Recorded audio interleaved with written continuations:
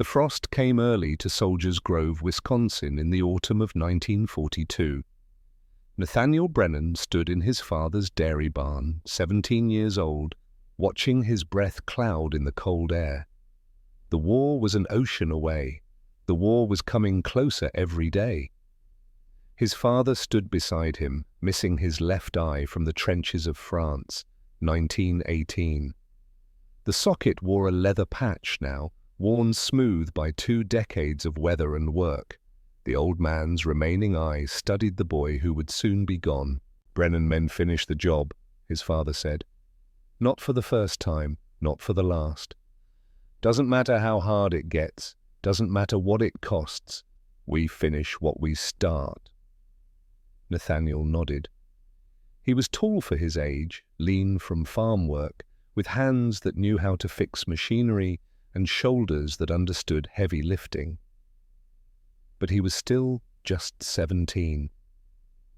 Still dreaming of something beyond the endless rhythm of milking and planting and harvesting. He watched airplanes sometimes, silver dots crossing the enormous Wisconsin sky, heading somewhere, heading anywhere but here. "I'm going to enlist when I turn 18, Nathaniel said. His father was quiet for a long moment, then, "I know." The day after his 18th birthday, Nathaniel walked into the Army Air Force's recruiting office in Prairie du Chien. The sergeant behind the desk looked him up and down. "You got good eyes, son?" "Yes, sir." "Steady hands?" "Yes, sir." "You know how to shoot?" Nathaniel thought of hunting rabbits in the winter fields, hitting running targets at 100 yards. "Yes, sir." The sergeant smiled. It was not a kind smile. "Good, we need gunners, a lot of gunners." That was March 1943. By November, Nathaniel Brennan was 19 years old and 3,000 miles from home, standing on a frozen airfield in England, learning what it meant to be afraid. The training had been brutal and brief. Gunnery school in Arizona, learning to track fast-moving targets while compensating for altitude and wind and the speed of your own aircraft. Learning to fire in short bursts so your barrels didn't overheat and warp. Learning to identify the silhouettes of German fighters at 2,000 yards. Messerschmitt Bf 109. Angular, predatory. Focke-Wulf 190. Brutally efficient. Learning which ones would kill you and how fast they could do it. The instructors were veteran gunners, the ones who had survived long enough to be pulled from combat and sent back to teach. They looked at the new recruits the way farmers looked at calves being led to slaughter. Some of them would make it. Most would not. There was no way to know which was which until the shooting started. Nathaniel was good, better than good. His farm boy reflexes and hunting experience translated perfectly to aerial gunnery. He could hit moving targets that other recruits couldn't even track, the instructors noticed. "You're going to be a tail gunner, Brennan," his training officer said. "Best position for a natural shooter, worst position for everything else." "Why's that, sir?"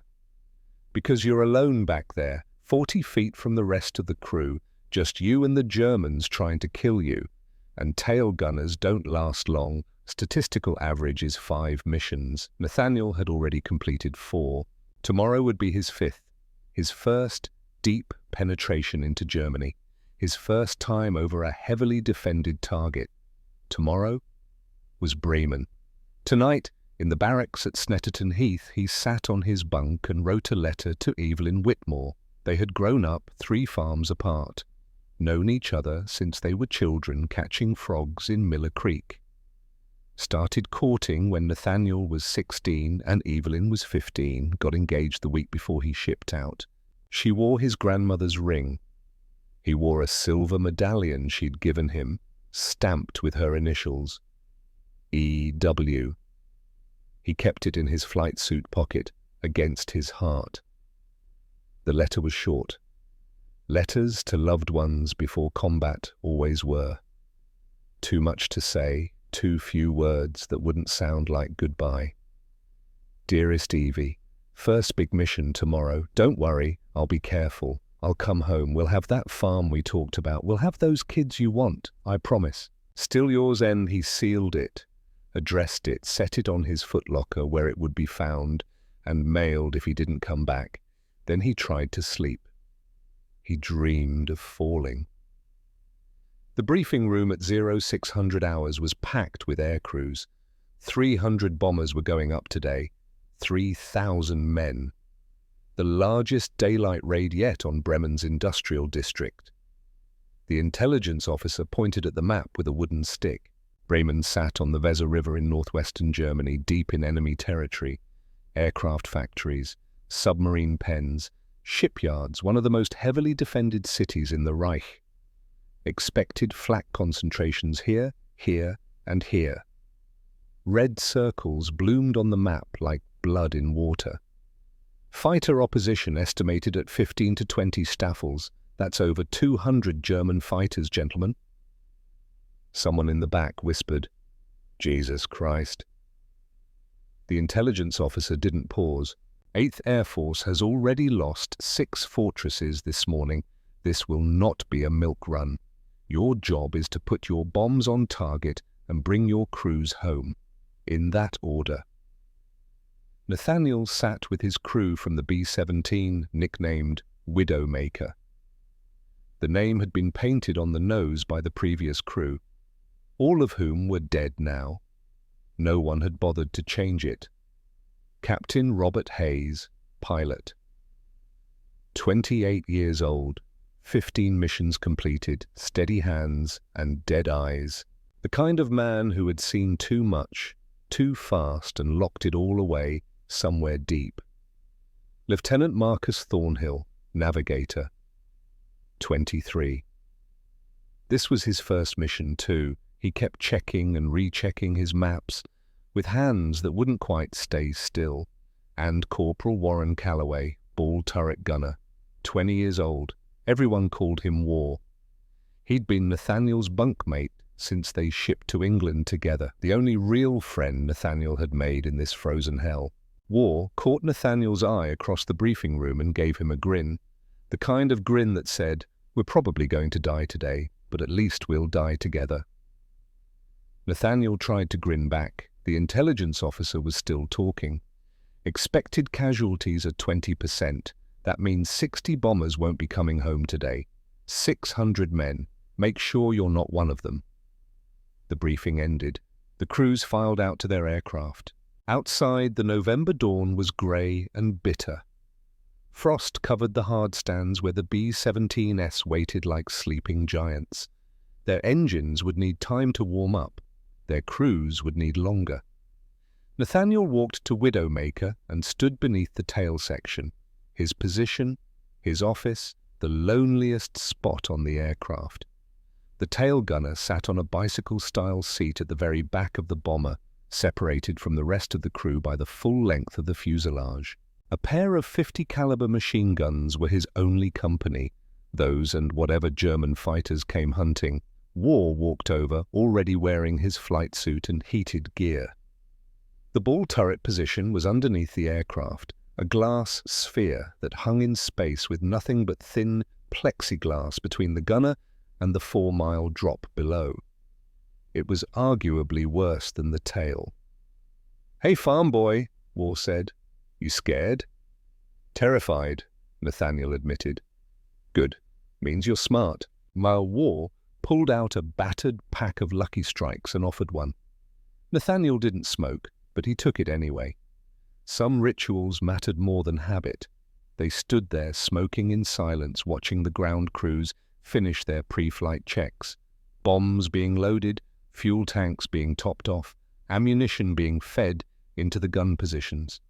"They say tail gunners don't last 5 missions, War said finally. "I heard." "This is your 5th. "I know." War flicked his cigarette away. "Then you'll be the exception. You're too stubborn to die, Brennan." "Same to you, Calloway." They shook hands, the kind of handshake that might be the last thing you did with someone. Then War climbed into the ball turret, and Nathaniel climbed into the tail. At 0932 hours, Widowmaker rolled down the runway and lifted into the cold English sky. The formation was massive. 300 bombers assembling into defensive boxes, each aircraft positioned to provide overlapping fields of fire. The theory was simple: pack them tight enough and their combined firepower could drive off enemy fighters. The reality was that a direct hit on one aircraft often damaged those flying beside it, and the tight formation meant you couldn't maneuver, couldn't dodge, could only fly straight into whatever came next. Nathaniel settled into his position. The tail section was cramped and cold. Even with the electrically heated suit, at altitude it would get colder, much colder. The thin air at 24,000 feet made every movement exhausting. The temperature dropped to 40 degrees below zero. He tested his guns. The twin 50s responded smoothly, traversing left and right, up and down. He had 2,000 rounds of ammunition, enough for about 90 seconds of continuous fire. After that, he'd be useless. The intercom crackled in his headset. "Tail gunner, check in." "Tail gunner ready, sir." Captain Hayes's voice came back, flat and professional. "We cross the coast in 20 minutes. Stay sharp." The North Sea passed beneath them, grey and endless. Nathaniel watched it through the small window at his position, thinking of the men who had crashed into those freezing waters. The ones who survived the crash, usually drowned or froze before rescue, could reach them, if rescue even tried. Then the Dutch coast appeared. Occupied territory, enemy territory. Everything below them wanted them dead. The flak started 10 miles inland. Black bursts of anti-aircraft fire appeared in the sky like evil flowers blooming. Each burst was a shell containing hundreds of metal fragments, designed to shred aluminum and human flesh with equal efficiency. The shells were fused to explode at specific altitudes. The German gunners knew exactly how high the bombers flew. The formation couldn't maneuver, couldn't dodge, could only fly straight and level and pray the mathematics of survival fell in their favor. A burst exploded 50 yards to the left, close enough that Nathaniel felt the concussion through the fuselage, close enough to see the orange flash inside the black smoke. Another burst, closer. Another. The bombers couldn't fight back against flak, could only endure it. Nathaniel watched a B-17 in the formation ahead take a direct hit. The shell struck somewhere near the cockpit. The aircraft folded in half like a closing book and dropped from the sky, trailing fire and pieces of itself. He didn't see any parachutes. "Steady," Captain Hayes said over the intercom. His voice was still flat, still professional, still locked away somewhere deep. "Bomb run in 5 minutes." 5 minutes of flying straight and level over Bremen while every anti-aircraft gun in the city tried to kill them. 5 minutes that felt like 5 years. The bomber shuddered as a flak fragment tore through the wing. Not a critical hit, not yet, but the aircraft was bleeding, bleeding fuel, bleeding altitude, bleeding luck. "Bomb bay doors open," Hayes said. The moment the doors opened, the bomber's aerodynamics changed. It slowed, became more vulnerable, a fat target hanging in the sky while the bombardier lined up his shot. Nathaniel could see Bremen below now, a city of factories and shipyards spread along the Weser River, smoke already rising from earlier waves of bombers. The Germans knew they were coming, had known for hours, had been preparing. Bombs away. 4,000 pounds of high explosives tumbled from Widowmaker's belly toward the factories below. Mission accomplished. Now they just had to survive the 300 miles back to England. The bomber formation began its turn toward home. That was when the fighters arrived. Nathaniel saw them first, a dozen black dots climbing from below and behind. Messerschmitt 109S, another group diving from above. Focke-Wulf 190S. "Bandit 6 o'clock, he shouted into the intercom. "Fighters coming in low and high!" The formation's defensive fire opened up. Dozens of machine guns all firing at once, creating a web of tracer rounds and steel. The German pilots flew through it anyway. They had no choice. This was their job. This was how they stayed alive. By killing bombers. The first Messerschmitt came in fast from directly behind and below, the classic tail attack. The only gunner who could engage was Nathaniel. He pressed his shoulders against the steel chest plate behind him and squeezed the triggers. The twin 50s roared, tracers arced across the sky toward the German fighter. The pilot saw them coming and broke off, rolling away in a steep dive. No hit. But he was gone. Another one took his place immediately. They were hunting in pairs now. One would draw the gunner's attention while the other lined up the killing shot. Veteran tactics, professional tactics. Nathaniel swung his guns from target to target, firing in short controlled bursts the way he'd been trained. Spent brass casings piled up around his knees. The smell of cordite filled the cramped tail section. A Focke-Wulf came in from the 4 o'clock position. Nathaniel tracked it and fired. Saw his rounds walk across the fighter's wing. Saw pieces of aluminum tear away. The Focke-Wulf rolled inverted and spiraled downward, trailing black smoke. His first kill. He didn't have time to feel anything about it. More fighters. Always more fighters. The intercom was chaos now. Voices shouting, calling out positions, calling for help. The waist gunners were both firing continuously. The top turret was hammering away. Even the ball turret below was engaged. And then War's voice, high and tight with panic. "I'm hit! I'm hit! Jesus Christ, I'm—" The transmission cut off. Nathaniel tried to look down through the small window that gave him a view of the ball turret. He couldn't see much, but he could see blood. A lot of blood, dripping from the turret housing. "War!" he shouted into the intercom. "War! War! Respond!" Nothing. "Calloway, report!" Silence. Nathaniel felt something cold settle in his chest, colder than the 40 below zero air, colder than anything he'd ever known. War was dead. His only friend was dead, and the fighters were still coming. A Messerschmitt made a head-on pass at Widowmaker, its 20mm cannons blazing. Nathaniel heard the impacts before he felt them, the sound of metal tearing, the scream of hydraulic lines rupturing. Somewhere forward, someone was screaming. Then the screaming stopped. Captain Hayes came on the intercom, his professional calm finally cracking. "We're losing hydraulics. Number 2 engine is gone. We can't keep up with the formation." That was a death sentence. A damaged bomber falling behind the formation was easy prey. Without the mass defensive fire, the fighters could circle and kill at their leisure, like wolves bringing down a wounded elk.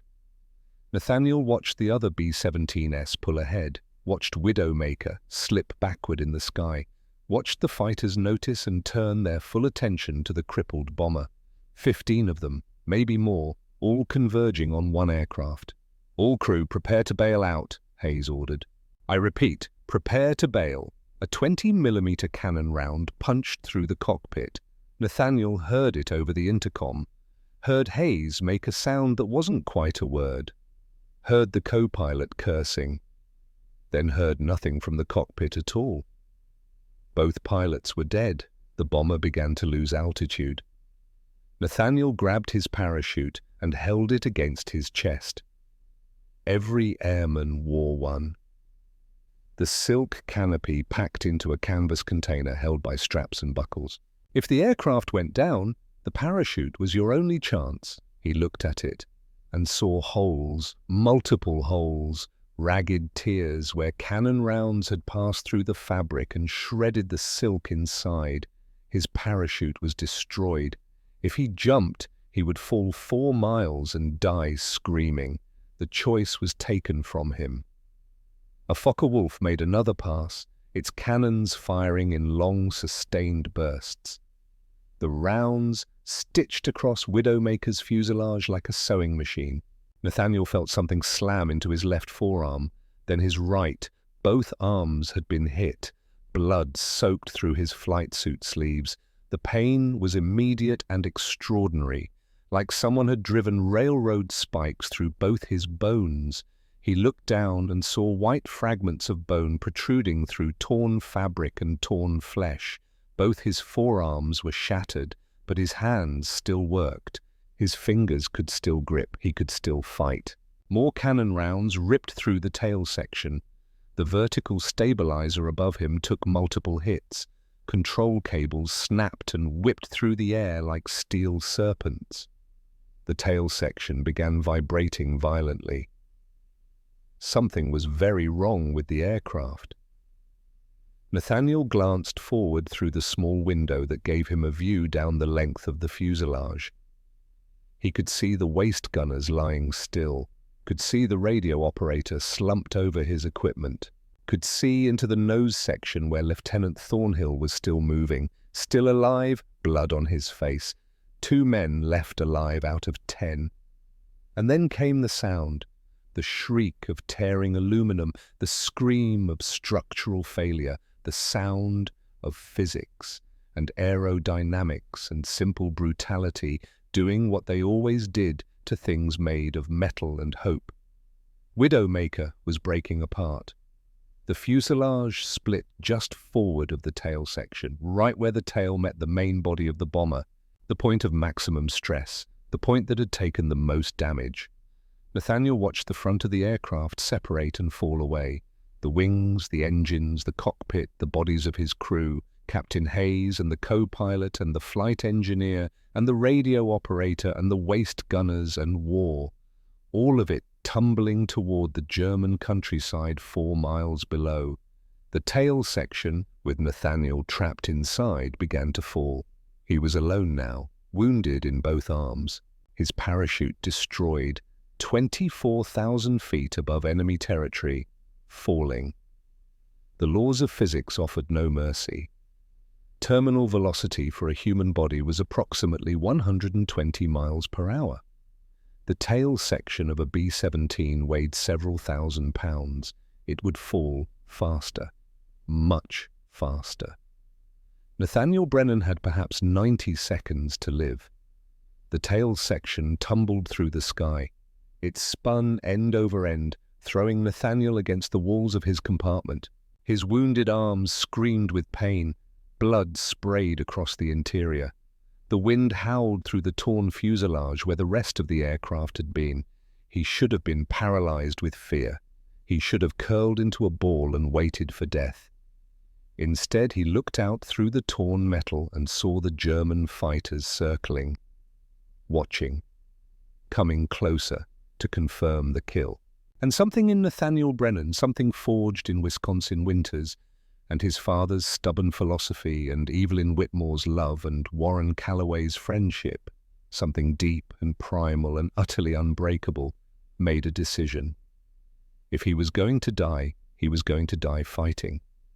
He grabbed his machine guns. The tail section was spinning.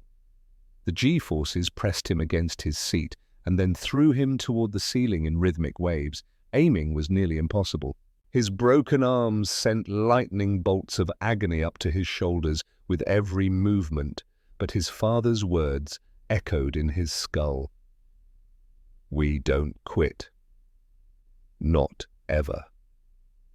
He squeezed the triggers. The twin 50s roared one last time. Tracers arced wildly through the sky as the tail section rotated, spinning streaks of light cutting through the cold blue air. The German pilots scattered in confusion and shock. They had never seen anything like this. A man in a falling coffin 4 miles up, wounded and doomed, still firing back with everything he had. One Messerschmitt took hits across its fuselage. The pilot's canopy shattered. The fighter broke away and dove toward the ground, trailing smoke and pieces of itself. Another kill.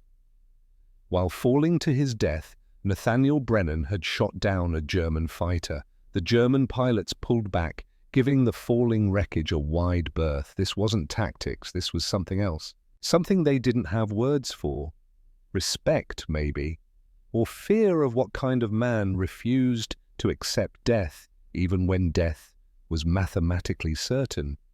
The altimeter in the tail section was shattered, but Nathaniel could see the ground growing larger through the gaps in the torn metal. Fields, forests, roads. A patchwork of German farmland rushing up to meet him at terminal velocity. He was going to hit in seconds, and then something changed. The tail section's aerodynamics saved his life. The vertical stabilizer and the horizontal stabilizers acted like crude wings. They caught the air, created drag. Instead of plummeting straight down like a stone, the wreckage began to glide. The spinning slowed. The descent became almost controlled. Almost. Nathaniel was still falling at approximately 100 feet per second, fast enough to kill him on impact, but slower than a human body in freefall. The stabilizers were buying him time, seconds, maybe a minute. He used that time to keep firing at any German fighter that came close enough, used it to rage against the mathematics, used it to be Nathaniel Brennan until the very last possible instant. The ground was 5,000 feet below, then 3,000, then 1,000. Nathaniel braced himself against the steel chest plate behind him. He wrapped his shattered arms around the ammunition boxes. There was nothing else to hold on to. Nothing else to do but wait for the impact and hope that physics might show mercy just once. Pine trees appeared in his vision, a dense forest. The tail section was coming down right into the canopy. The first impact came at approximately 100 miles per hour. The wreckage struck the top of a pine tree. Branches as thick as a man's arm snapped like kindling. The vertical stabilizer caught on a trunk and tore away completely. The tail section cartwheeled through the forest canopy, shedding pieces of aluminum with each impact. Nathaniel's head slammed into the steel framework above him. His vision exploded into white light. He felt his ribs crack. Felt both his broken arms bend at angles they were never designed to bend. The wreckage hit another tree, spun sideways, crashed into the frozen ground with a sound like the end of the world. Then silence, absolute silence. Nathaniel Brennan lay in the wreckage, unable to move. Both forearms were broken in multiple places, compound fractures, bone protruding through skin. His ribs were shattered. Every breath brought stabbing pain. Blood poured from a wound on his head where a piece of his skull had been torn away. His brain was partially exposed to the freezing air, but he was alive. Against every law of physics and probability and common sense, he was alive. The crash site was in a forest near the German town of Euther, 15 miles south of Bremen. Enemy territory, surrounded by people who had just watched American bombs destroy their factories and kill their neighbors. Nathaniel tried to move. His legs responded weakly. His arms were useless. The cold was already seeping into his body. Hypothermia would kill him within hours if his wounds didn't kill him first. He crawled toward the opening where the tail section had separated from the aircraft. Each movement sent waves of agony through his broken body. He pulled himself onto the frozen ground and looked up at the grey German sky. He had survived a 4-mile fall without a parachute, one of only 3 men in the entire war who would accomplish this feat. But survival meant nothing if he bled to death in a German forest. Voices echoed through the trees, German voices, soldiers coming to investigate the crash site. Nathaniel closed his eyes and thought of Evelyn, of the letter on his footlocker, of the promise he'd made. "I'll come home." The voices grew louder, footsteps crunching through frozen underbrush, the sound of rifles being chambered. And then a German soldier stepped into the clearing, looked at the wreckage, looked at the American lying in the snow, and said something in a language Nathaniel didn't understand, but the tone was clear. Shock, disbelief, wonder. Ist es möglich? Is this possible? Nathaniel tried to answer, tried to give his name and rank and serial number the way he'd been trained, but his mouth wouldn't work properly. Blood and broken teeth made speech impossible. More German soldiers emerged from the trees, an entire squad, maybe more. They surrounded him with rifles raised.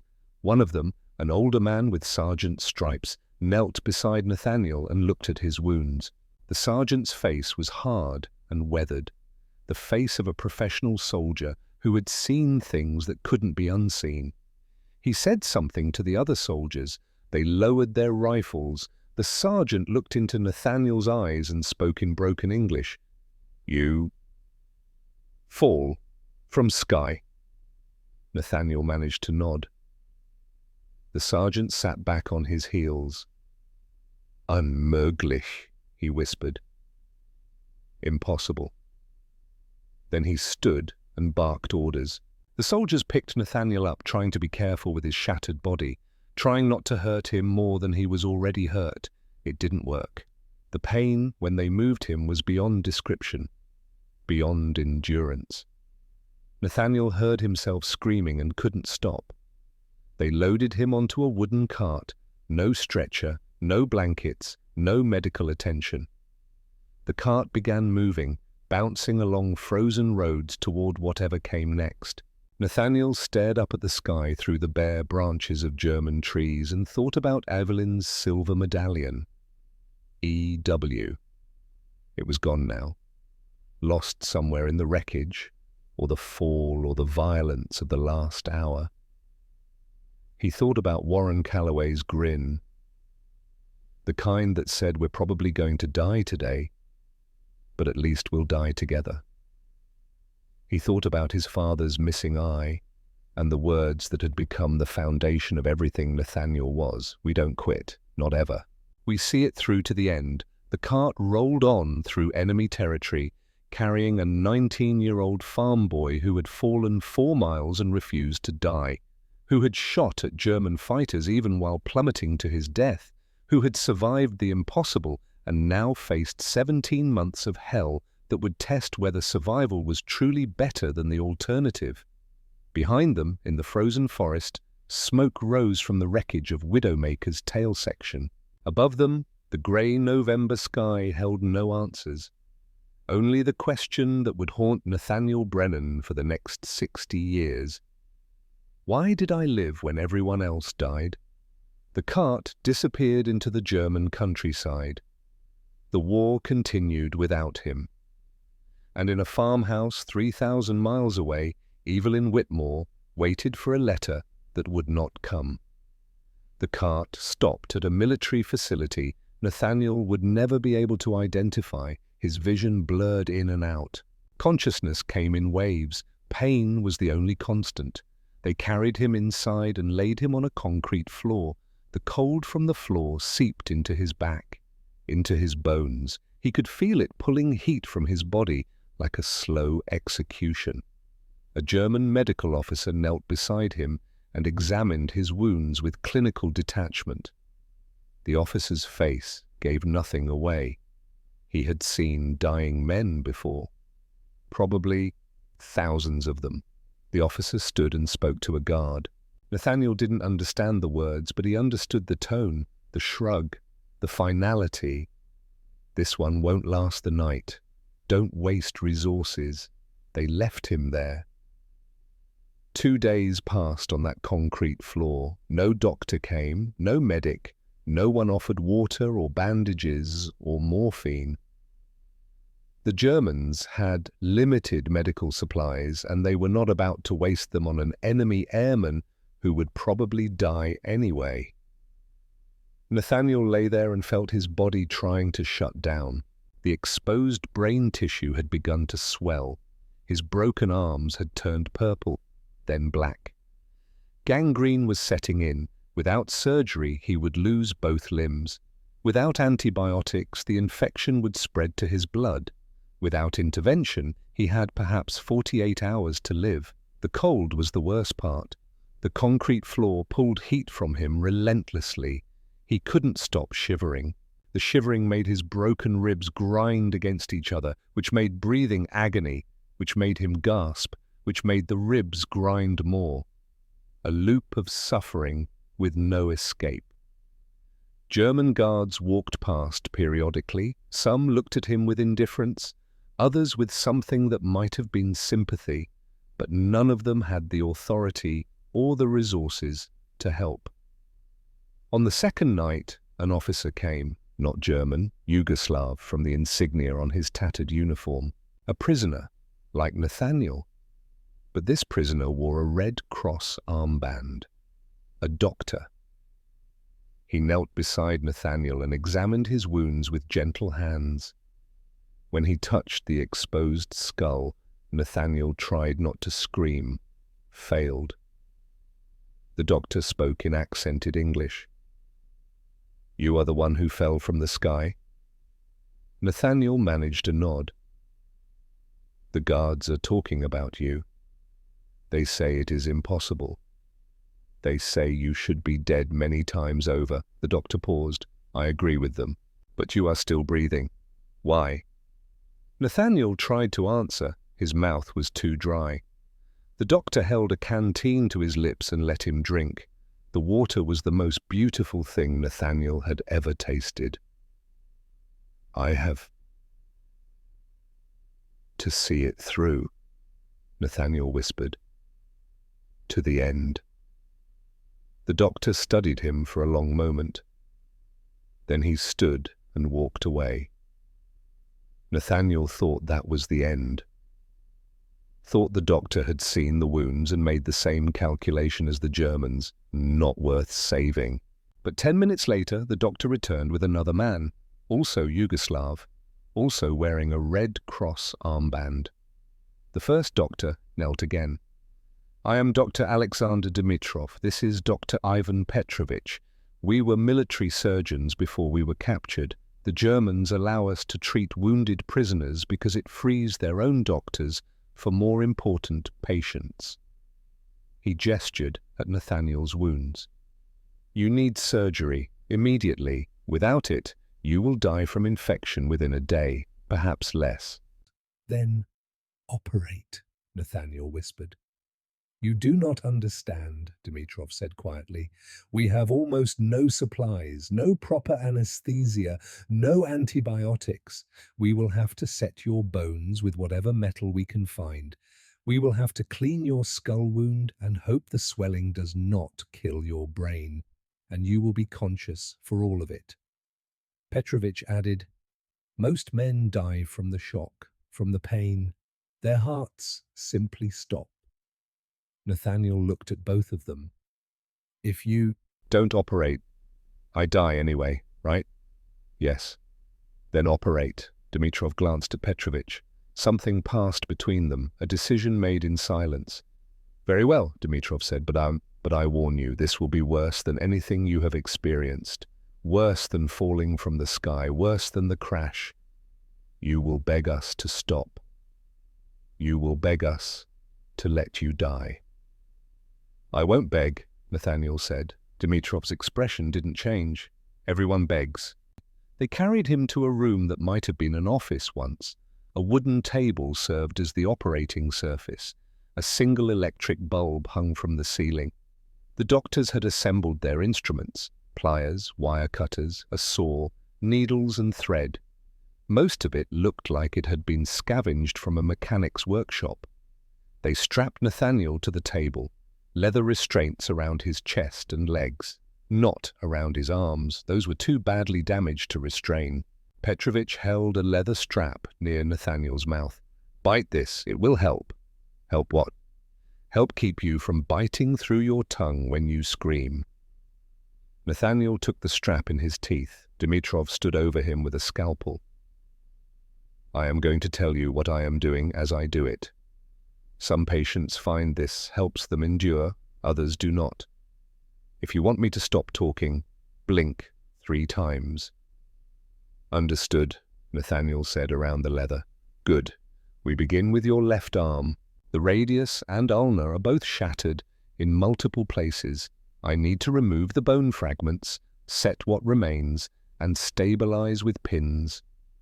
The scalpel touched Nathaniel's forearm. The pain was unlike anything imaginable, electric, all-consuming. It felt like Dimitrov was cutting into his soul. Nathaniel bit down on the leather strap and heard himself making sounds that weren't quite human. Guttural, primal. The sounds prey animals make when predators have them by the throat. Dimitrov worked with steady hands, narrating in a calm monotone. Removing fragment, setting bone, inserting pin. Petrovich stood at Nathaniel's head, watching for signs of shock. Stay with us, American. Stay conscious. Focus on breathing. Nathaniel focused on breathing, in through the nose, out through the mouth, in, out. Each breath was a victory against the pain trying to pull him under. Dimitrov hammered a metal pin into Nathaniel's radius. The sound echoed in the small room. The sensation was indescribable. Nathaniel's vision went white. His body tried to arch against the restraints. Almost finished with the first arm, Dimitrov said. You are doing well. 20 minutes on the left arm. Then they moved to the right. Nathaniel had thought the first arm was the limit of what he could endure. He was wrong. The body had reserves of suffering that went deeper than thought possible. By the time Dimitrov finished setting both arms, Nathaniel had screamed himself hoarse. The leather strap was slick with blood from where he'd bitten into his own cheeks. Tears and sweat covered his face, but he was still conscious. The arms are done, Dimitrov said. Now we address the skull. This was the most dangerous part. The exposed brain tissue had to be cleaned and covered. One wrong move and Nathaniel would suffer catastrophic damage, become a vegetable, become something worse than dead. Dimitrov irrigated the wound with saline. The sensation was wrong in ways Nathaniel had no words for. He could feel the liquid moving across the surface of his brain, could feel his thoughts becoming slippery and strange. There is bone fragment I must remove, Dimitrov said. This will hurt worse than the arms. I apologize. He picked up a pair of forceps and reached into Nathaniel's skull. Nathaniel felt something fundamental break inside himself, some barrier between self and agony that could not be rebuilt. He heard himself screaming, but the sound seemed to come from somewhere else, someone else. And through it all, Petrovich kept talking in a low, steady voice. You are stronger than you know, American. You are remarkable. Stay with us. Just a few more minutes. You can endure a few more minutes. Dimitrov removed the bone fragment and began fitting a metal plate over the wound. The plate had been cut from some kind of aircraft aluminum, not medical grade, not sterile, but it would have to do. He drilled holes in Nathaniel's skull, tiny holes for tiny screws. Each one sent shock waves of pain radiating through Nathaniel's entire nervous system. Last screw, Dimitrov said. The final screw went in. The plate was secured. Dimitrov covered it with what tissue he could salvage and began stitching. 7 hours had passed since they began. 7 hours of continuous agony. 7 hours of choosing, moment by moment, to endure rather than surrender. When it was finally over, Dimitrov stepped back and looked at his work. His hands were covered in Nathaniel's blood. His face showed nothing but professional assessment. You will live or die in the next 72 hours, he said. If your body fights off the infection, if your brain does not swell further, if your heart does not fail from the trauma. These are all possibilities beyond my control. Petrovich unstrapped Nathaniel from the table. But you have survived this much. Perhaps you will survive the rest. They carried him to a different room, a cell, really, but it had a cot with a thin mattress and a blanket, luxury compared to the concrete floor. Dimitrov gave him a canteen of water and a piece of black bread. Try to eat. Try to stay awake. Sleep is dangerous in your condition. Why did you do this? Nathaniel asked. His voice was barely a whisper. Why save me? Dimitrov was quiet for a moment. Because you fell 4 miles and still fought. Because you refused to accept death when death had every right to claim you. Because I am a doctor before I am a prisoner, and you are a patient before you are an enemy." He paused at the door. "Also because your navigator is alive, Lieutenant Thornhill. He bailed out before your aircraft broke apart. He is being held at a different facility. When you recover, you will be sent to the same camp system." Nathaniel felt something in his chest that might have been hope. "Thornhill is alive?" "Yes, so you see, you are not the only survivor of your aircraft. 2 of you made it. That is worth something, I think." The door closed. Nathaniel lay on the cot and stared at the ceiling and let the information sink in. Marcus Thornhill was alive. He wasn't the only one. The fever came that night, just as Dimitrov had predicted. Nathaniel's temperature climbed to dangerous levels. His body shook with violent chills, despite the sweat pouring from his skin. The infection was spreading through his bloodstream, and his immune system was fighting a war inside his own body. Dimitrov and Petrovich took turns monitoring him, changing bandages, forcing water between his cracked lips. They had no antibiotics to give him, no medicine beyond what his own body could muster. The second night was worse. Nathaniel slipped into delirium. He called out for Evelyn, screamed warnings to Warren Calloway, relived the moment when Widowmaker broke apart, his unconscious mind replaying the trauma over and over in endless loop. On the third morning, the fever broke. Nathaniel opened his eyes and recognized his surroundings for the first time in days. His body ached. His arms were splintered and wrapped. His head throbbed where the metal plate sat beneath his skin, but he was alive. Dimitrov examined him with something approaching satisfaction. "Your body has won the battle that medicine could not fight. You are recovering." "How long?" Nathaniel asked. "Until you can walk? 6 weeks? Until you can use your arms properly? Many months? Until you are the same man you were before?" "Never." Dimitrov was right. 6 weeks later, in January 1944, Nathaniel was transferred to Stalag Luft 4 in Pomerania, a prisoner of war camp specifically designed to hold captured Allied airmen. Barbed wire fences, guard towers with machine guns, wooden barracks that offered little protection against the brutal Eastern European winter. Thousands of American and British airmen filled the camp. Pilots, navigators, bombardiers, gunners, men who had been shot down over Germany and occupied Europe. Some had been prisoners for years, others had arrived only weeks before. All of them shared the same fate: captivity until the war ended, or they died. Nathaniel found a strange community behind the wire. Prisoners organized themselves into units, maintained military discipline, created libraries from donated books, held classes in everything from mathematics to foreign languages, built secret radios to monitor BBC broadcasts. They also planned escapes. Tunnels, mostly. Elaborate schemes involving forged documents and stolen German uniforms. Most of the escapes failed. The ones that succeeded were rare enough to become legend. Nathaniel's arms had healed crooked. The bones had knitted together at wrong angles, leaving him with limited range of motion and constant pain. The metal plate in his skull caused headaches that came and went without warning. His ribs ached when the weather changed. But he was mobile, conscious, functional. In March, a Red Cross package arrived with his name on it. Inside was a letter from Evelyn, her handwriting, her words, proof that the world beyond the wire still existed. "Dearest Nate, I don't know if you'll ever receive this.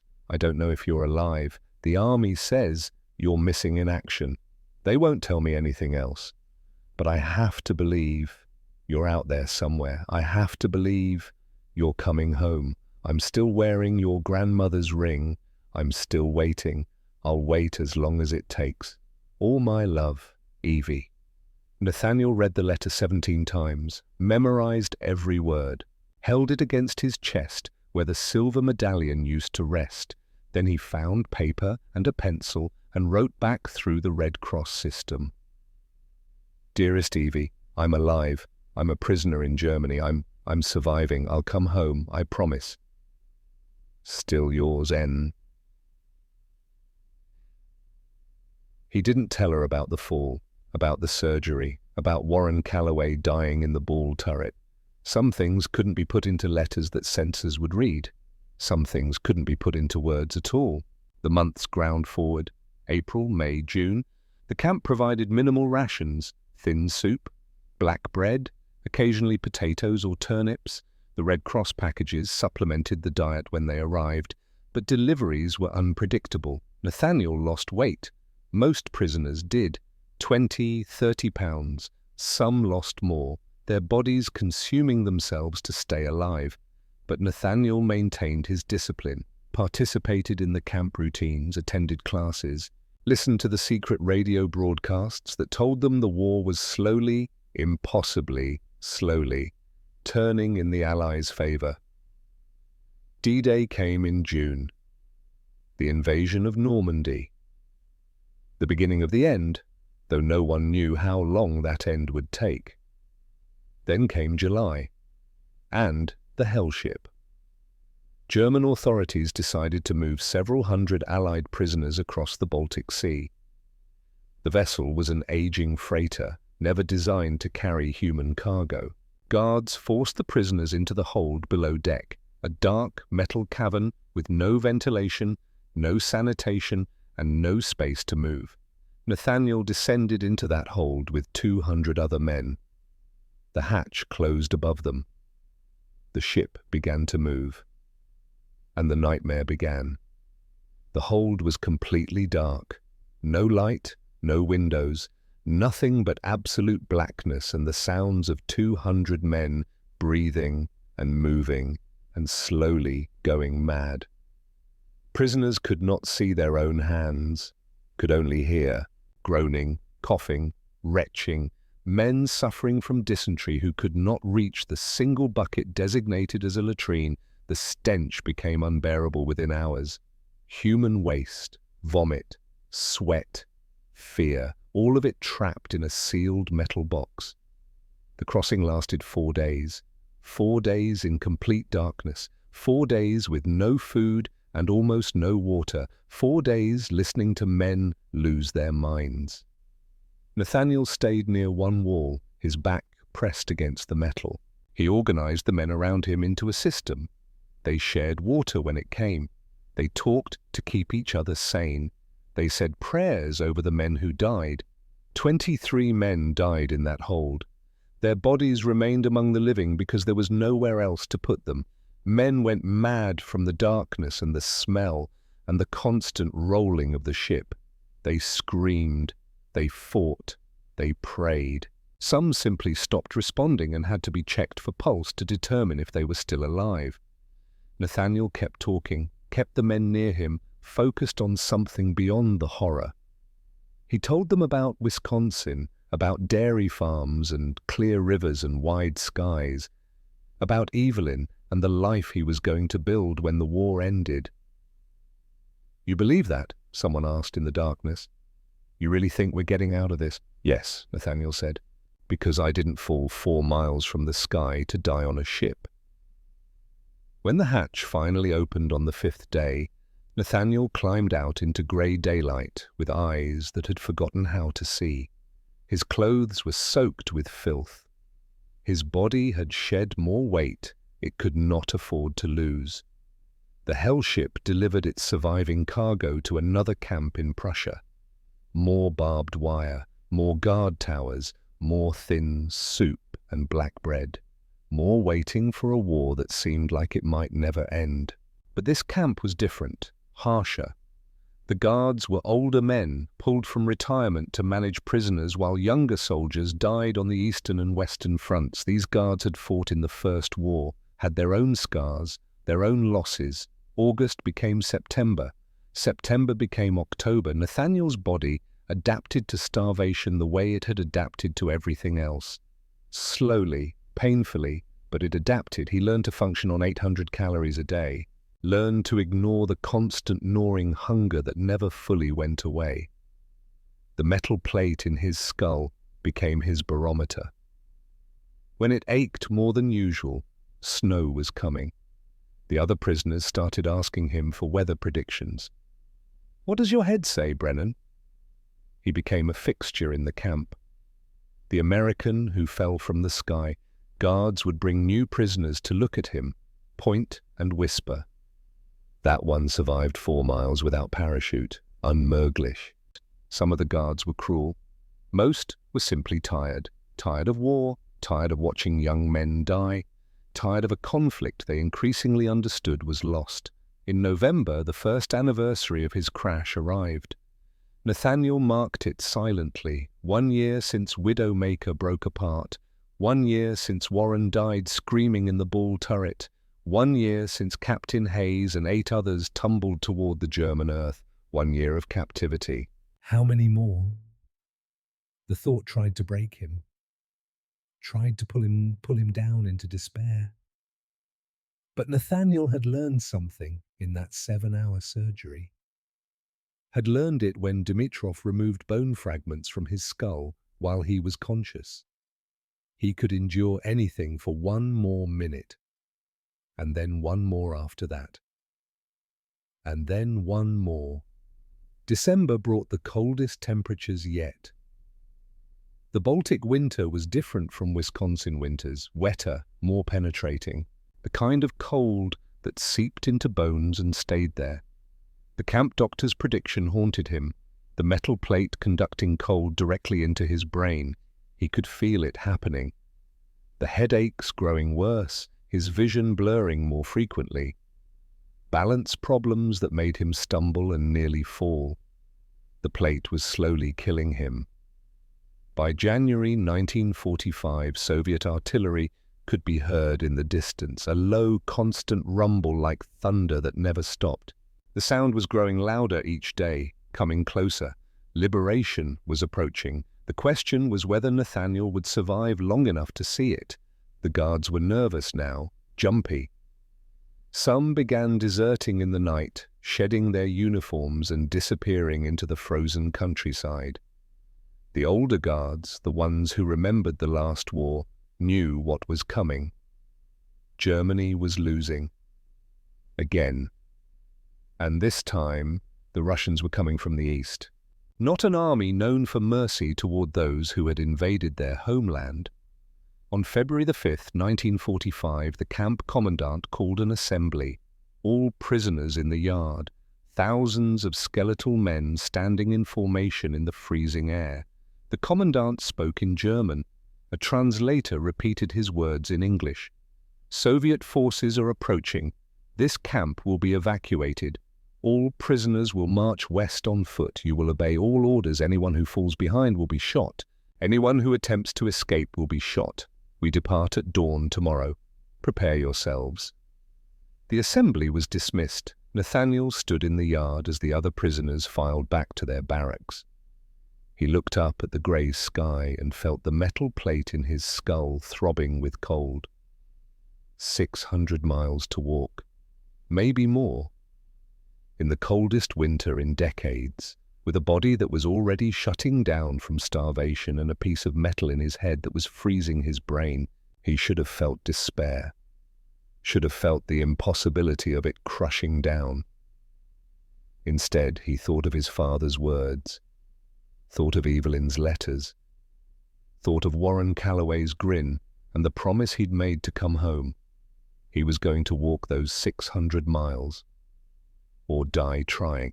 On February 6th, 1945, at dawn, the march began, and Nathaniel Brennan, who had fallen 4 miles from the sky and refused to die, who had endured surgery without anesthesia and 4 days in the hell ship's darkness, put one foot in front of the other and started walking toward freedom or death or whatever came next. The Black March had begun. The column stretched for miles through the frozen Polish countryside, 2,000 Allied airmen trudging through knee-deep snow. German guards marched alongside with rifles ready and eyes that had seen too much death to care about one more. The temperature was 20 degrees below zero, would drop lower as the sun set. Nathaniel Brennan was among them, 110 pounds on a frame built for 150. The metal plate in his skull had already begun its work, conducting the Arctic cold directly into his brain tissue. Every step sent ice picks of pain through his head. His arms ached in the cold. The bones had healed wrong months ago, but the freezing temperatures made them throb with a deep, grinding pain that never fully subsided. But he could walk, and walking was all that mattered. The first man fell on the second day. An American pilot, maybe 25 years old, he simply sat down in the snow and refused to get up. His body had reached its limit. His will had broken. A guard walked over, no hesitation, no mercy, one shot. The sound echoed across the frozen fields. The column kept moving. 2,000 men walking past a body that would freeze solid before nightfall. That was the rhythm. Walk 15 miles. Sleep in whatever barn or shed the Germans could find. Wake before dawn. Walk again. The guards shot stragglers every day. Sometimes 2, sometimes 5. The mathematics were simple. A bullet cost less than feeding a prisoner who couldn't pull his weight. Nathaniel watched men die and promised himself he would not be one of them. The first week was the hardest. His body, already weakened by months of captivity, rebelled against the constant movement. His feet blistered inside his worn boots. The blisters broke and bled and froze into his socks. Every step was agony. The metal plate in his skull conducted cold so efficiently that Nathaniel could feel ice forming on the inside of his scalp. The camp doctor's prediction was coming true. His brain was slowly freezing. He developed tricks to manage it. Walked with his head tilted forward so his breath created a pocket of warm air around his face. Wrapped strips of cloth torn from his jacket around his head for insulation. Kept moving, always moving, because stopping meant the cold would win.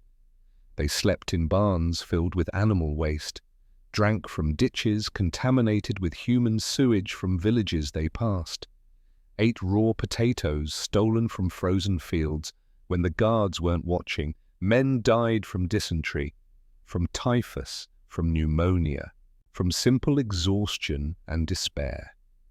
Nathaniel kept walking. In the third week, he saw a young corporal collapse in the snow, maybe 19, fresh-faced and broken. The boy's legs had simply given out. He lay there gasping, unable to rise. The guards raised their rifles. Nathaniel did something he didn't plan, didn't think through. He stepped out of line and grabbed the corporal under his arms. "Get up," Nathaniel said through cracked lips. "Get up now." The corporal looked at him with empty eyes. "I can't." "Yes, you can. On your feet, soldier." Something in Nathaniel's voice penetrated the corporal's despair.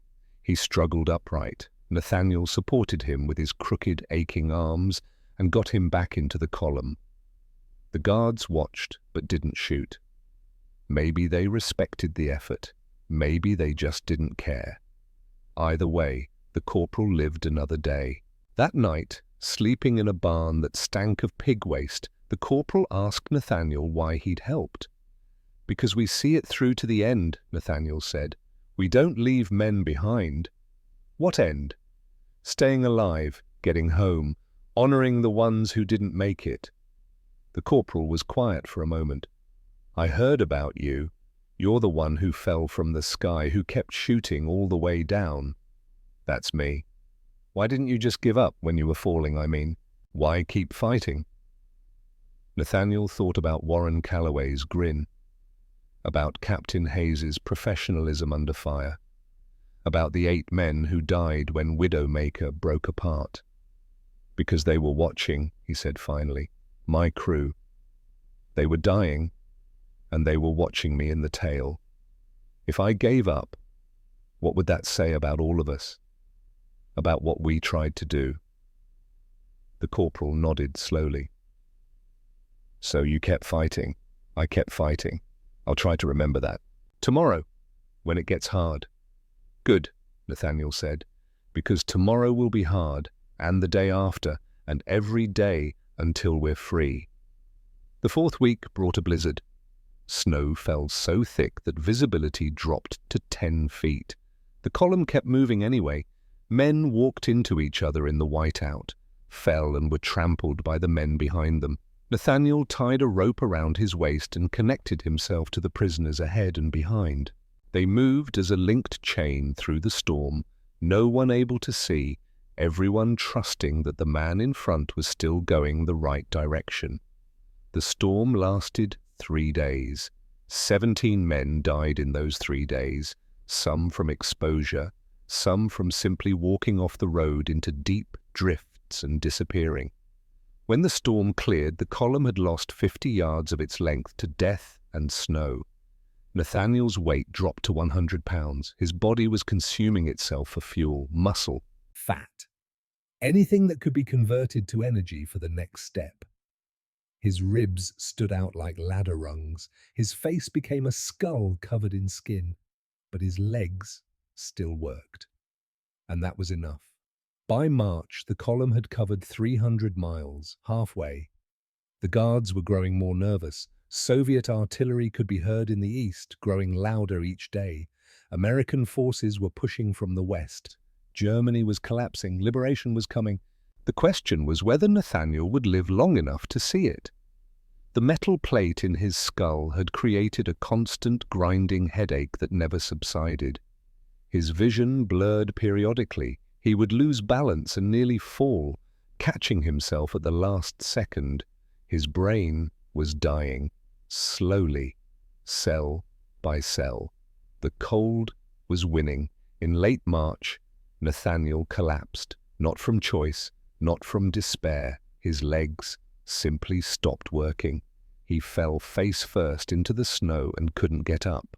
A German guard walked over. Older man, Wehrmacht veteran with ribbons from the Eastern Front. He'd been at Stalingrad, had survived when hundreds of thousands didn't. The guard looked down at Nathaniel with eyes that had seen too much death to be moved by one more. He raised his rifle. Nathaniel looked up at him and said, in German he'd learned from other prisoners, "Do it, or I'm getting up." The guard paused. Something in Nathaniel's eyes, something unbreakable and terrible and absolutely certain. "You are American tail gunner," the guard said in English, the one who fell from the sky. "Yes. I heard the story. The Luftwaffe pilots talk about you, the madman who shot back while falling to his death." The guard studied him. "You have earned your steps, Amerikaner." He lowered the rifle, held out his hand, pulled Nathaniel to his feet. "Walk," the guard said. "The war is almost over. It would be a shame to die so close to the end." Nathaniel walked. April came with slightly warmer temperatures and rumors that spread through the column like electricity. American forces were close. British troops had been spotted. The Russians were only miles away. The guards began to desert, first in ones and twos, then in entire squads. They shed their uniforms and disappeared into the German countryside, hoping to avoid the vengeance that was coming. The column kept moving, now more from momentum than from any coherent plan. On April 26, 1945, American tanks appeared on the horizon. The remaining German guards threw down their weapons and raised their hands in surrender. The column of prisoners stood in stunned silence, unable to process what was happening. After 17 months, after 600 miles, after surviving the impossible over and over and over again, they were free. Nathaniel stood in the road and watched the Sherman tanks roll closer, watched American soldiers dismount and stare at the skeletal figures in tattered uniforms. A young lieutenant approached. "Are you prisoners of war?" 2,000 voices tried to answer and couldn't. The words wouldn't come. After so long in captivity, freedom felt like a lie. Nathaniel found his voice first. "Yes, sir. We're POWs. We're Americans." The lieutenant's face went pale. "Jesus Christ. How long have you been—" Nathaniel collapsed before he could finish the question. He woke in a field hospital. Clean sheets, real food, a nurse checking his pulse with gentle hands. "Welcome back," she said. "You gave us quite a scare. We thought you were dead when they brought you in." "How long?" Nathaniel asked. "You've been unconscious for 2 days. Typhus, pneumonia, severe malnutrition. The doctors are amazed you're alive." Nathaniel almost laughed. Amazement seemed to be the standard reaction to his continued existence. "Is there a Lieutenant Marcus Thornhill here?" he asked. The nurse checked a clipboard. "Yes, 2 beds over." Nathaniel turned his head and saw Thornhill, the navigator from Widowmaker, sitting up in his own bed. Thornhill looked just as skeletal, just as damaged, but alive. Their eyes met. Neither spoke for a moment. There were no words for what they'd survived, for being 2 men out of 10 who made it home. Finally, Thornhill said, "I saw you. When the aircraft broke apart, I saw you in the tail section falling. You were still shooting at them. I remember. How did you survive the impact?" "Stubborn, I guess." Thornhill shook his head slowly. "No, not stubborn. Something else. Something I don't have a name for." They were both quiet then, 2 survivors of Widowmaker, separated by 2 beds and 17 months and memories that would never fully fade. The army processed them with bureaucratic efficiency, medical examinations, debriefings, documentation of their captivity. Nathaniel weighed 93 pounds. He had entered the service at 150. The metal plate in his skull was noted. The crooked arms were noted. The damaged ribs and the frostbite scars and the psychological trauma that showed in his eyes were all carefully documented. Purple hearts for the wounds sustained in combat. Air Medal with Oak Leaf Cluster for his service with the 8th Air Force. European Theatre Medal, Good Conduct Medal, and an honourable discharge effective December 1st, 1945. Staff Sergeant Nathaniel Brennan was going home. The train pulled into Soldiers Grove Station on a cold December afternoon. Nathaniel stood on the platform with his discharge papers and his medals and 93 pounds on a frame built for 150. He wore his uniform because it was the only thing that fit. His face was gaunt, his eyes were hollow. The metal plate in his skull was visible beneath his scalp when he removed his cap. He looked like a ghost wearing a soldier's uniform. And then he saw Evelyn. She stood at the end of the platform, wearing the same blue dress she'd worn when he left, his grandmother's ring still on her finger.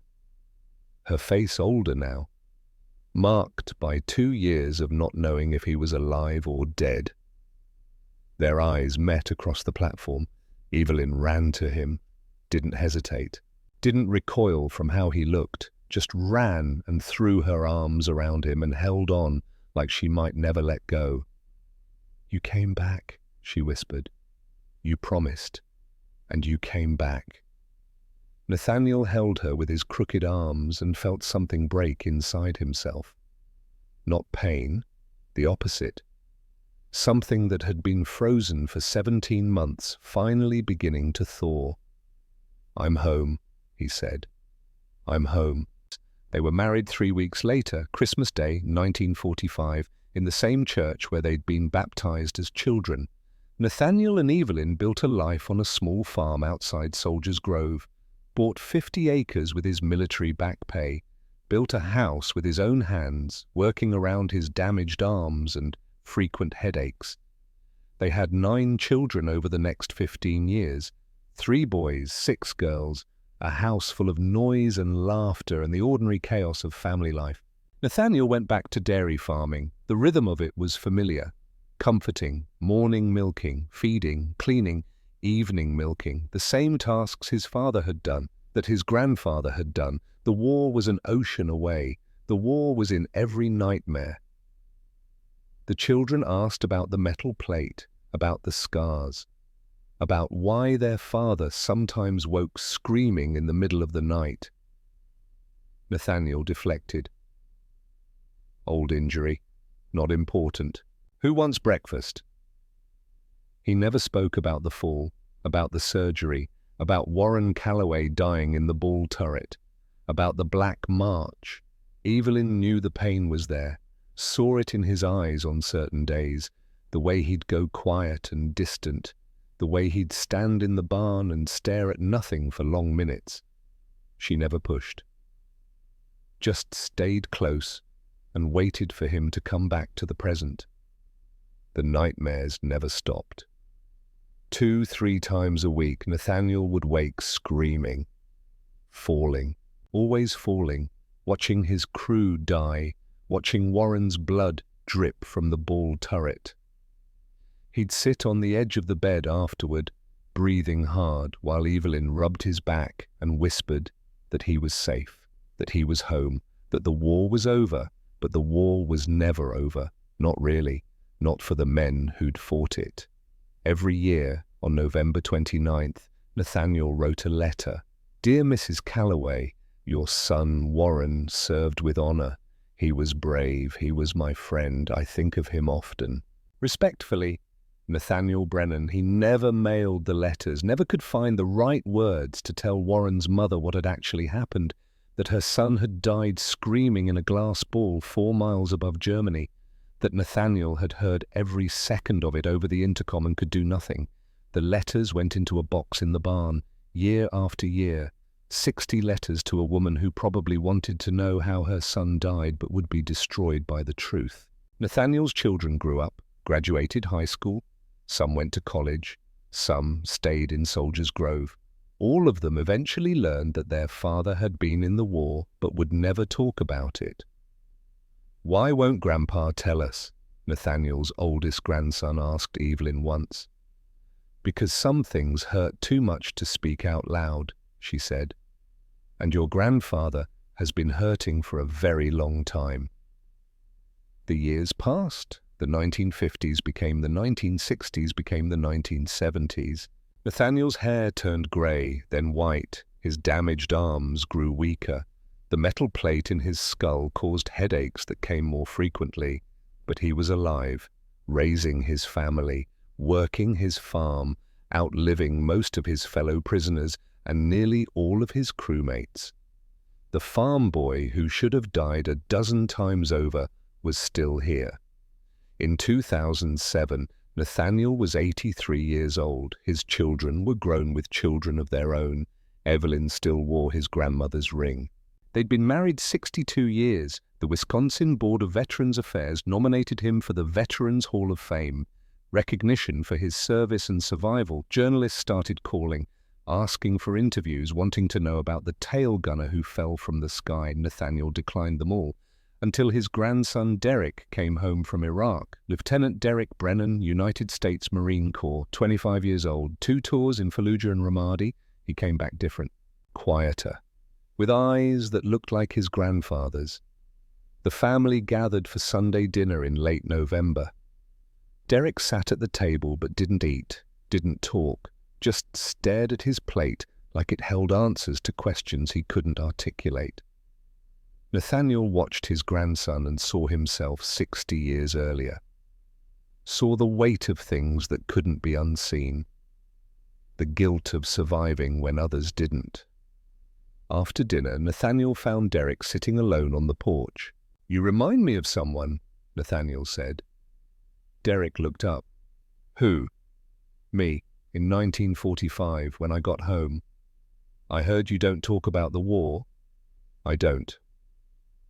They sat in silence for a moment. Then Derek said, "Do you have nightmares?" "Every week for 60 years." "Does it get better?" Nathaniel considered lying, considered giving the easy answer that everyone wanted to hear. Instead, he told the truth. "No, it doesn't get better.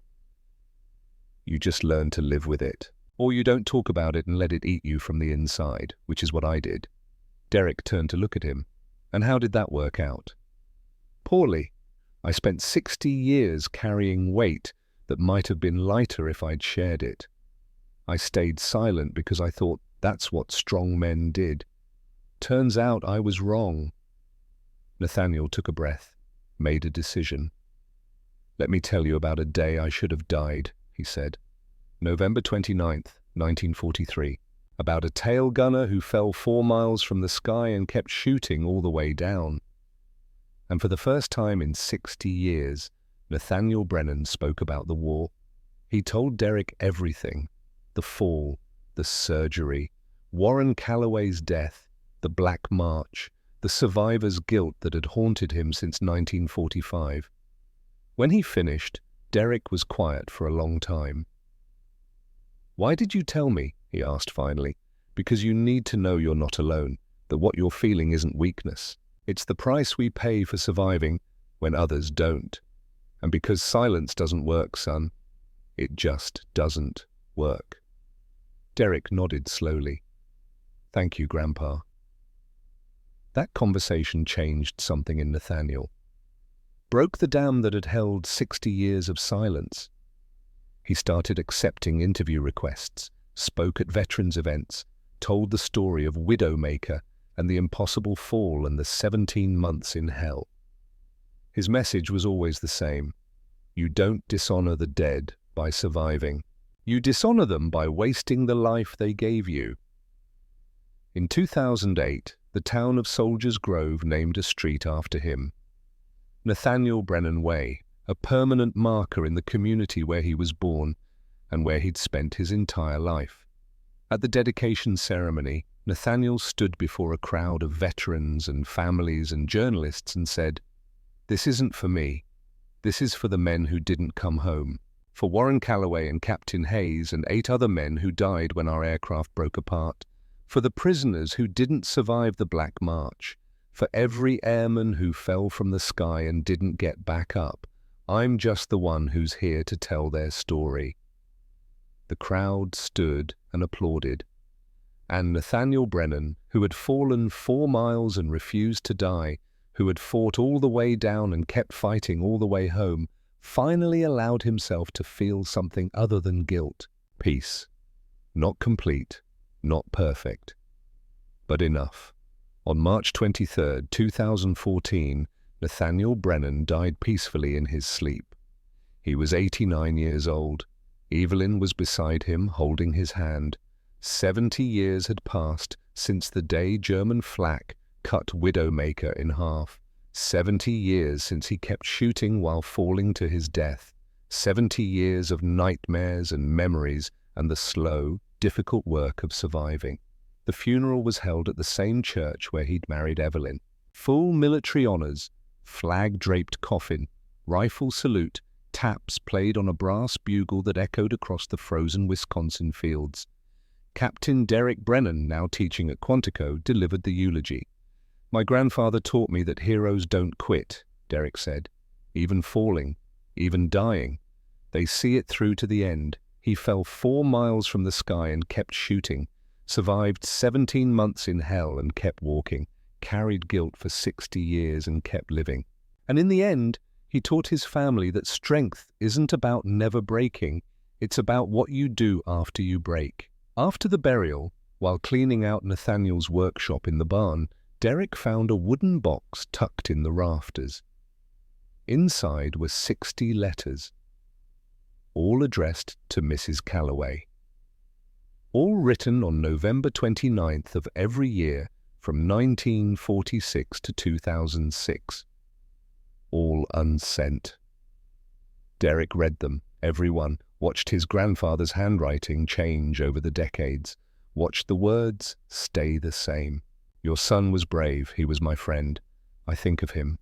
In 2015, Derek tracked down Warren Calloway's family, found Warren's niece living in Ohio. She was in her 60s now, had never known her uncle except through old photographs. Derek gave her the letters. She read them with tears streaming down her face. "All this time," she said, "all this time, someone remembered." "My grandfather never forgot," Derek said, "not for a single day." The story of Nathaniel Brennan spread beyond Wisconsin. Books were written, a documentary was filmed. His tale became part of the larger narrative of World War II.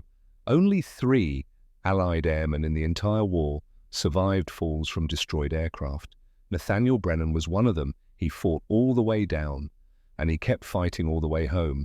In Soldiers Grove, Wisconsin, there's a street named Nathaniel Brennan Way. Children play there, cars drive past, life continues. And on November 29th every year, someone places flowers at the street sign. Fresh flowers, every year. In the last months of his life, when dementia began to cloud his memories, Nathaniel would sometimes forget where he was, forget what year it was. But he never forgot falling. Never forgot the moment Widowmaker broke apart at 24,000 feet. Never forgot squeezing those triggers as the world spun around him. Still shooting, he'd whisper to Evelyn in his hospital bed.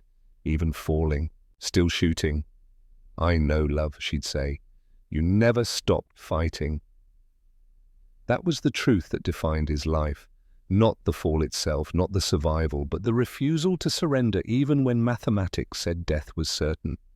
Every year on November 29th, veterans gather at the tail gun position of a restored B-17 on display at the EAA Air Venture Museum in Oshkosh, Wisconsin. They stand beneath that lonely seat and remember the men who occupied it. And they tell the story of the tail gunner who refused to die. They ask the question, how did he keep going? The answer is engraved on his headstone in Soldiers Grove Cemetery next to Evelyn's plot, which would be filled 6 years later in 2020. Staff Sergeant Nathaniel Brennan, 1924 to 2014. He fought all the way down and kept fighting all the way home. Beneath the official inscription, someone has added in permanent marker, refreshed annually, for war, for the crew of Widowmaker, for all who didn't make it home. Fresh flowers appear there every November 29th. No one knows who leaves them. Everyone knows why.